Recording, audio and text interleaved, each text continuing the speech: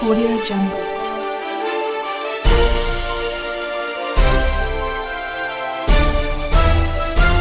Audio Jungle. आऊज़ु बिल्लाहि मिनश शैतानिर रजीम, बिस्मिल्लाहिर रहमानिर रहीम। आपकी खिदमत में पेश है 8वीं तरावी के चंद अहम नुकात। आज की तरावी में 9वें पारे के 15वें रुकू से 10वें पारे के 17वें रुकू तक तिलावत की गई। ये तरावी सूरह अनफाल से शुरू होती है। इसमें अल्लाह ताला ने जंग बदर पर तबसरा फरमाया है। ये पहली जंग है जो कुफ़ार मक्का और मुसलमानों के दरमियान 17 रमज़ान 2 हिजरी में बदर के मकाम पर लड़ी गई। इसका पस मंज़र ये था कि मदीने तैयबा में हुज़ूर अकरम सल्लल्लाहु अलैहि वसल्लम के आ जाने से मुसलमानों को एक मरकज़ मिल गया था। पूरे अरब से मुसलमान जो वहाँ के कबीलों में बिखरे हुए थे यहाँ आकर पनाह ले रहे थे और मक्के से बड़ी तादाद में हिजरत करके यहाँ आए थे। इस तरह मुसलमानों की मुंतशिर क़ुव्वत एक जगह जमा हो गई थी और कुरैश के लिए यह बात सख्त नागवार थी कि मुसलमान इस तरह एक बड़ी ताकत बन जाए। चुनाचे उन्होंने फैसला किया कि अपने एक तिजारती काफिले की हिफाजत के बहाने मदीने पर हमलावर हो जाएं और मुसलमानों की मुट्ठी भर जमात का खात्मा कर दें। इन संगीन हालात में 17 रमज़ान को बदर के मकाम पर मुकाबला हुआ। हुजूर अकरम सल्लल्लाहु अलैहि वसल्लम ने देखा कि 3 काफिरों के मुकाबले में एक मुसलमान है और वो भी पूरी तरह मुसल्लह नहीं, तो खुदा के आगे दुआ के लिए हाथ फैलाए और इंतहाई खुशू खुजू से अर्ज करना शुरू किया, ए अल्लाह, ये कुरैश हैं जो अपने सामाने गुरूर के साथ आए हैं ताकि तेरे रसूल को झूठा साबित करें। खुदावंद, बस आ जाए तेरी वो मदद जिसका तूने मुझसे वादा किया था। ए खुदा, अगर आज ये मुट्ठी भर जमात हलाक हो गई तो रोए जमीन पर फिर तेरी इबादत ना होगी। आखिरकार खुदा की तरफ से मदद आ गई और कुरैश अपने सारे असलहे और ताकत के बावजूद उन बेसरो सामान जानिसारों के हाथ शिकस्त खा गए। काफिरों के 70 आदमी मारे गए और 70 कैद कर लिए गए। बड़े बड़े सरदारों और अबू जहल का खात्मा हो गया और काफिरों का सारा सामान माले गनीमत के तौर पर मुसलमानों के हाथ आ गया। अल्लाह ताला ने उस मुल्क और उसके हालात पर तबसरा फरमाते हुए फख्र का इजहार करने के बजाय मुसलमानों की कमजोरियों की निशानदेही की और बताया कि इस फतेह में अल्लाह की तायद और नुसरत का कितना बड़ा हाथ है। फरमाया, जब तुम अपने रब से फरियाद कर रहे थे, जवाब में उसने फरमाया कि मैं तुम्हारी मदद के लिए 1000 फरिश्ते पैदल पर भेज रहा हूं। बस हकीकत यह है कि तुमने उन्हें कत्ल नहीं किया, अल्लाह ने उन्हें कत्ल किया और मोमिनों के हाथ जो इस काम में इस्तेमाल हुए तो ये इसलिए था कि अल्लाह मोमिनों को एक बेहतरीन आजमाइश से कामयाबी के साथ गुजार दे। अल्लाह का नजरिया यह था कि मुसलमानों के हाथों उन्हें खुद एक बड़ी कामयाबी नसीब हो जाए ताकि उनके हौसले बुलंद हो जाए। ऐ ईमान वालो, अल्लाह और रसूल के फरमाबरदारी करो और हुक्म सुनने के बाद उससे सरताबी ना करो। उन लोगों की तरह ना हो जाओ जिन्होंने कहा हमने सुना हालांकि वो नहीं सुनते। यकीनन खुदा के नज़दीक बदतरीन किस्म के जानवर वो बहरे गूंगे इंसान हैं जो अक्ल से काम नहीं लेते। अगर अल्लाह को मालूम होता कि उनमें कुछ भी भलाई है तो वो ज़रूर उन्हें सुनने की तौफीक देता, लेकिन भलाई के बगैर अगर खुदा उनको सुनवाता तो वे बेरुखी के साथ मुंह फेर जाते थे। ऐ ईमान वालो, अल्लाह और रसूल की पुकार पर लब्बैक कहो जबकि उसका रसूल तुम्हें उस चीज़ की तरफ बुलाए जो तुम्हें ज़िंदगी बख्शने वाली है, यानी जिहाद, और बचो उस फितने से जिसकी शामत ख़ास तौर पर सिर्फ उन्हीं लोगों तक महदूद नहीं रहेगी जिन्होंने तुम में से गुनाह किया हो, और जान रखो अल्लाह सख्त सज़ा देने वाला भी है, वो कहार और जब्बार भी है। मक्के का वो वक्त भी याद करने के काबिल है जबकि मुनकिरीन हक तुम्हारे खिलाफ तदबीरें सोच रहे थे कि तुमको कैद करें या कत्ल कर डालें या जिलावतन कर दें। वो अपनी चालें चल रहे थे और अल्लाह अपनी तदबीर फरमा रहा था। اور اللہ سب سے بہترین تدبیر فرمانے والا ہے۔ اس وقت وہ یہ بات بھی کہہ رہے تھے کہ خدایا اگر واقعی حق یہ ہے اور تیری طرف سے ہے تو ہم پر آسمان سے پتھر برسا دے یا کوئی اور عذاب لے آ۔ اس وقت تو اللہ ان پر عذاب لانے والا نہیں تھا کیونکہ تم ان میں موجود تھے۔ یہ اللہ کا قاعدہ نہیں ہے کہ اس سے استغفار کرنے والے موجود ہوں اور وہ ان کو عذاب دے دے، لیکن اب کیونکہ نہ وہ ان پر عذاب نازل کرے جبکہ وہ مسجد الحرام کا راستہ روک رہے ہیں، حالانکہ وہ اس مسجد کے جائز متولی نہیں ہیں، اس کے جائز متولی تو صرف اہل تقوی ہی ہو سکتے ہیں۔ اے ایمان والو، ان کافروں سے جنگ کرو یہاں تک کہ فتنہ باقی نہ رہے اور دین پورے کا پورا اللہ کے لیے ہو جائے۔ پھر اگر وہ فتنے سے رک جائیں تو اللہ ان کے اعمال دیکھنے والا ہے، اور اگر نہ مانے تو جان رکھو کہ اللہ تمہارا سرپرست ہے اور وہ بہترین مددگار ہے۔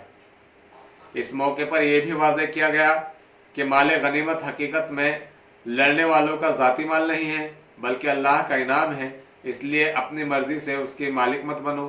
چنانچہ اس کا 5واں حصہ اللہ، اس کے رسول اور اس کے رشتہ داروں اور یتیموں، مسکینوں اور مسافروں کے لیے ہے، باقی 4 حصے جنگ میں حصہ لینے والوں کے لیے۔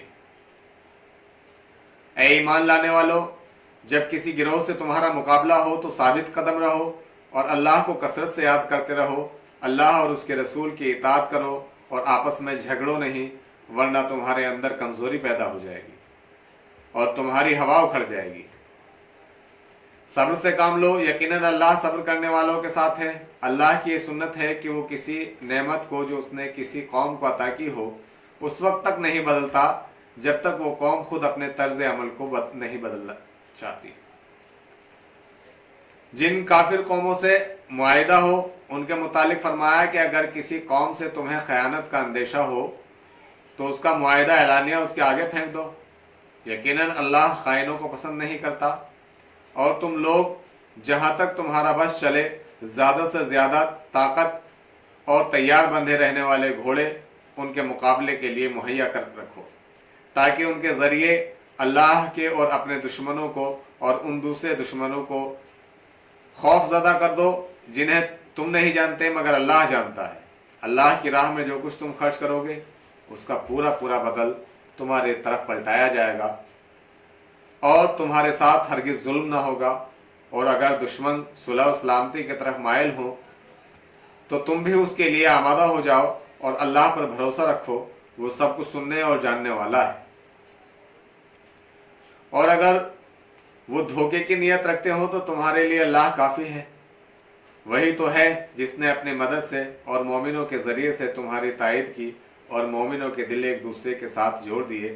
تم روئے زمین کی ساری دولت بھی خرچ کر ڈالتے تو ان لوگوں کے دل نہ جوڑ سکتے تھے، مگر وہ اللہ ہے جس نے ان کے دل جوڑے، یقیناً وہ بڑا زبردست اور دانا ہے۔ اے نبی، تمہارے اور تمہارے ماننے والوں کے لیے اللہ کافی ہے، تمہیں کسی اور ہمدرد کی ضرورت نہیں ہے۔ اے نبی، مومنوں کو جنگ پر ابھارو، اگر تم میں سے 20 آدمی صابر ہوں تو 200 پر غالب آئیں گے، اور اگر 100 آدمی ایسے ہوں تو حق کے مخالفوں میں سے 1000 آدمیوں پر بھاری ہوں گے۔ جو لوگ ایمان لائے اور جنہوں نے اللہ کی راہ میں گھر بار چھوڑے اور جدوجہد کی اور جنہوں نے انہیں پناہ دی اور ان کی مدد کی، وہی سچے مومن ہیں۔ ان کے لیے خطاؤں سے درگزر ہے اور بہترین رزق ہے۔ اور جو لوگ بعد میں ایمان لائے اور ہجرت کر کے آ گئے اور تمہارے ساتھ مل کر دین کے قیام کی جدوجہد کرنے لگے، وہ بھی تم میں شامل ہیں۔ سورہ انفال کے بعد سورہ توبہ ہے۔ اس سورہ میں پہلے ان تمام مشرکین سے برات کا اعلان کیا جنہوں نے پہلے تو امن و صلح کے معاہدے کیے تھے مگر پھر ان کے خلاف ورزی کر کے توڑ دیے۔ جنہوں نے معاہدے قائم رکھے تھے ان کے متعلق یہ اعلان فرمایا کہ مدد پوری ہو جانے کے بعد یہ معاہدے بھی ختم کر دیے جائیں، اور ان سب سے اس وقت تک جنگ جاری رہے گی جب تک اسلام قبول نہ کر لیں۔ اہل کتاب کے متعلق بھی اعلان فرمایا کہ ان سے بھی جنگ کرو یہاں تک کہ یہ تمہارے ماتحتی قبول کر لیں اور تمہیں جزیہ ادا کرنے کی پابندی کریں۔ اس کے بعد تفصیل کے ساتھ منافقین کی خبر لی اور ان کے بارے میں ہدایت کی کہ ان کا سختی سے محاسبہ کیا جائے اور ان کے ساتھ کوئی نرمی نہ برتی جائے۔ यहाँ तक कि या तो सच्चे मुसलमान बन जाएं या फिर मुशरिकीन और अहले किताब में से जिनके साथ भी उनका ताल्लुक है उनके अंजाम में शरीक हो जाएं। गोया इस मौके पर उन 3 गिरोहों के बारे में जो उस वक्त मुसलमानों के खुले या छुपे दुश्मन थे वाज़ेह पॉलिसी का ऐलान कर दिया। ए नबी, कह दो कि अगर तुम्हारे बाप, तुम्हारे बेटे, तुम्हारे भाई और तुम्हारी बीवियां, अजीज व अकारिब, तुम्हारी दौलत जो तुमने कमा रखी है, तुम्हारे कारोबार जिसकी मंदी का डर रहता है, तुम्हारे मनपसंद घर तुमको अल्लाह और उसके रसूल से ज्यादा प्यारे हैं, तो खुदा की राह में जिहाद करने से ये चीजें ज्यादा अजीज हैं। तो इंतजार करो यहां तक कि अल्लाह अपना फैसला फरमा दे। अल्लाह फासिक लोगों को की रहनुमाई नहीं फरमाता है। ए ईमान लाने वालों, अहले किताब के अक्सर उलमा और दुर्वेशों का हाल ये है कि लोगों का माल गलत तरीके से खाते हैं और उन्हें अल्लाह की राह से रोकते हैं। जो लोग सोने चांदी जमा करके रखते हैं उसे खुदा की राह में खर्च नहीं करते, ज़कात नहीं देते, उन्हें दर्दनाक अज़ाब की खुशखबरी सुना दो। एक दिन आएगा कि उसी सोने चांदी पर जहन्नम की आग दहकाई जाएगी और फिर उसी से उन लोगों की पेशानियों, पहलुओं और पीठों को दागा जाएगा और उनसे कहा जाएगा, ये है वो खजाना जो तुमने अपने लिए जमा करके रखा था, लो अब अपने समेटे हुई दौलत का मजा चखो। यानी सोने और चांदी जो मालो दौलत है आपको पिघलाया जाएगा और उसे पिघला करके आपको इस तरह से ये जगह जगह से दागा जाएगा। पिघलते हुए सोने चांदी से जगह जगह से दागा जाएगा। आदमी चीखेगा लेकिन वहां किसी की न सुनी जाएगी, क्योंकि ये मौका अल्लाह ने सिर्फ दुनिया के लिए दिया है। लिहाजा हम अपने मालों में से ज़कात निकालें, अल्लाह का हक निकालें, गरीबों मिस्कीनों का हक निकालें। पारे के आखिर में फरमाया, कुफार और मुनाफिकीन से जिहाद करो और उन पर सख्त बन जाओ, उनका ठिकाना जहन्नम है। उनमें से वो भी हैं जिन्होंने अल्लाह से वादा किया था कि अगर अल्लाह ने हमें अपने फजल से नवाजा तो हम खूब सदका करेंगे और खूब नेकियां करने वालों में से होंगे। मगर जब अल्लाह ने अपना फजल अता फरमाया तो उसमें बखील बन बैठे और बरगिश्ता होकर मुंह मोड़ लिया। उसकी पादाश में अल्लाह ने उनके दिलों में कयामत के लिए निफाक जमा कर दिया। इसी सूरा में ज़कात के अहकाम और मसारिफ मुकर्रर किए गए जो 8 हैं, यानी वो 8 मद हैं जहां हम ज़कात खर्च कर सकते हैं। गौर से सुन लें कि वो 8 मद क्या क्या हैं, उनके अलावा हम कहीं और ज़कात खर्च नहीं कर सकते हैं। नंबर 1 गरीबों के लिए, नंबर 2 मिस्कीनों के लिए, नंबर 3 निज़ाम ज़कात के कारकुनों के लिए, नंबर 4 तालिफ क़ल्ब के लिए, नंबर 5 गुलामों की आज़ादी के लिए, नंबर 6 कर्जदारों के मदद के लिए, नंबर 7 खुदा की राह में काम करने वालों के लिए, नंबर 8 मुसाफिरों के लिए।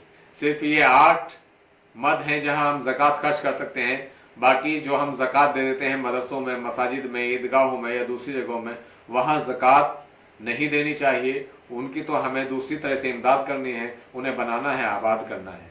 ज़कात इन 8 मदों के लिए है जो अभी बताए गए हैं। जिहाद के सिलसिले में कमज़ोरों, बीमारों और उन लोगों को रुख्सत अता की गई है जिन्हें खर्च करने की इस्तात नहीं, जबकि वो अल्लाह और उसके रसूल के दीन के सच्चे खैर ख्वाह हैं। अल्लाह गफूर रहीम है। अल्लाह की नाराज़ी तो उन पर है जो रुख्सत मांगते हैं हालांकि वो मालदार हैं। ये लोग खाना नशीन औरतों के साथ बैठने पर राजी हुए तो अल्लाह ने उनके दिलों पर मोहर कर दी। अब ये इस हकीकत को समझने से महरूम हो गए हैं कि उनकी इस रविश का अल्लाह के यहाँ क्या नतीजा निकलने वाला है। 8वीं तरावी का बयान ख़त्म हुआ।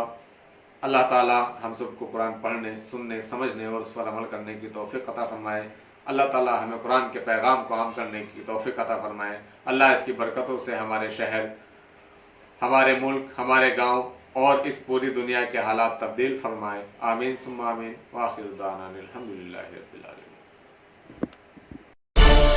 Audio Jungle.